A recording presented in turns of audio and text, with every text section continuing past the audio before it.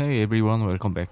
Today we will look into the upcoming Wharf, Sigil functions, and new difficulty on hazard zone cleaning set to be introduced in the upcoming version update. I initially planned to wait for the official global version update to use translated terms, but I have decided to provide this guide a bit earlier, so please note that the terminology used in the global version can be different from this guide. Okay, let's start the guide. Wharf is an additional buff that can strengthen your characters further. To unlock the Wharf feature, you need to equip a level 40 sigil. If your character doesn't equip level 40 above sigil, the Wharf function will remain locked.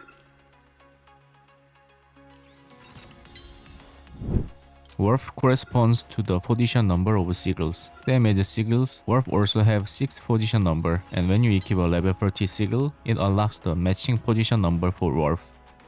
Let's check the position number 1 first. As you can see, there are a number of buffs and you can choose anyone you prefer. Before choose which buff you wanna use, please pay attention here. Each position number can have up to 6 points. You need 1 point to activate a buff and an additional point to level it up. However, you cannot level up a buff beyond level 3 in one position number. This means you can have up to 3 level of 2 buffs in one position number. The good thing is that you can reset and choose different buffs at no cost. The only initial cost is accumulating the 6 points, allowing you to experiment with various buff combinations. Unlocking the 6 points in one position requires the following resources. These resources are related to the new Omega level difficulty in the hazard zone cleaning. Omega map has 20 levels. Level 1 to 19 are similar to previous map, requiring you to clear 5 nightmare core within the time limit. Stage buffs are applied automatically, and as you progress, enemies become stronger. However, level 20 is a bit different. You need to choose 2 teams from the start, and each team needs to defeat a different stage boss. Both teams share a 6-minute time limit. After the first team clears the stages, you will see the clearing time and remaining time. In this case, the first team took 43 seconds to finish the stage, so the second team must finish the stage within 5 minutes and 17 seconds. You can check this when the second team begins the stage. Clearing level 20 earns you all the rewards, including resources per Wharf. Just note that you don't need to clear level by level. Just choose the highest level you can clear and you can get all the rewards up to the level you clear. Hazard zone cleaning can be done twice a week, allowing you to accumulate these resources in a week. The red resources can be exchanged for Wharf resources in the resource shop. If we calculate the red resources for 6 points in one position, you need 4,800 of these red resources. Additionally, the gold color resource is not used until reaching 3 points. Therefore, it's a good idea to focus on getting 3 points for each position first, which can be achieved in about 2 weeks. Fully upgrading to the 6 points for each position will take little more than a month, so there's no need to rush and do it for your main dealer first. Now let's look at the buff list for each positions. You can find out that position 1 and 2, 3 and 4, and 5 and 6 have the same list of buff. Also, total level of buffs works same as enchants.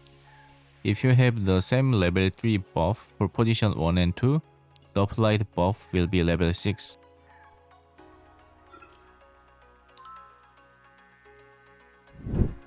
And if a unit reaches triple S rank, Wharf also receive a 1 level bonus, allowing for a maximum level of 7 with triple S rank units.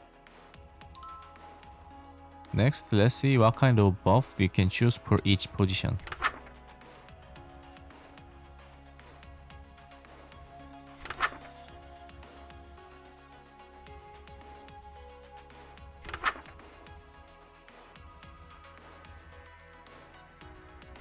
Now let's choose the buff for Tsukuyomi together.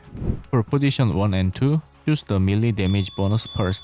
This choice, or range damage bonus per range attack unit, is common for most units as it boosts overall damage output.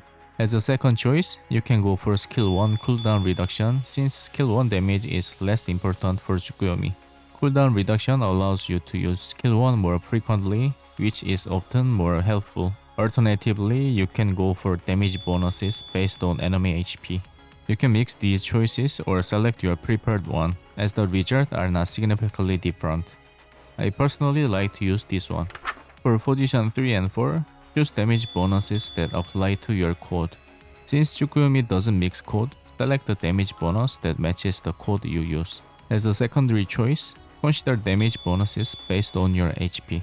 Unlike S-rank Hera, not many units requires a buff on skill 2. Therefore, it's usually a good idea to choose the code-based damage bonus followed by the HP-based bonus for dealers. So which one to choose between these two?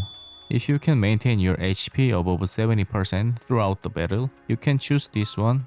But if your HP usually go below 70 during battle, or you can survive with low HP, then this one is a better choice. For position 5 and 6, select buffs that enhance skill 3 as it's Tsukuyomi's main damaging skill. You can choose for damage and level bonuses on skill 3. However, if you prefer, you can choose other buffs, such as an initial rage bonus, damage bonus for modified mode, or others. So the completed worth will look like this. Once again, this is just recommendation, and since resetting buff is free, feel free to experiment with different combinations. Once Worth officially arrives in the global version, I will upload another video for Worth recommendation for all units based on the China server version. Let's quickly cover Sigil Forge and max level increase function. To forge a sigil or increase its max level, you need to do clarifying reconstruction first. Once done, you will see the option for purge. Using the required resources, you can select a sigil from the list.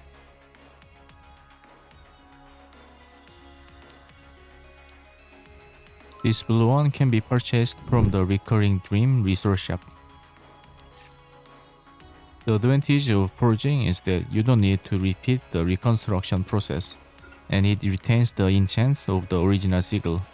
So this is helpful when you want to change the sigils that already done enchant. Increasing the max level of sigil is quite straightforward. There will be a new map provides the necessary resources, allowing you to raise the max level to 60.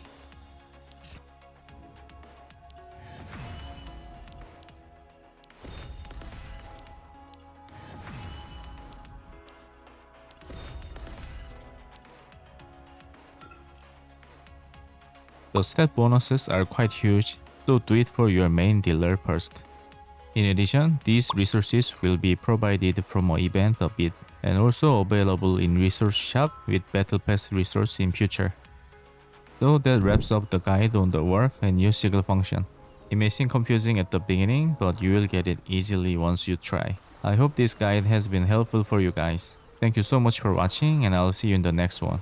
Bye guys.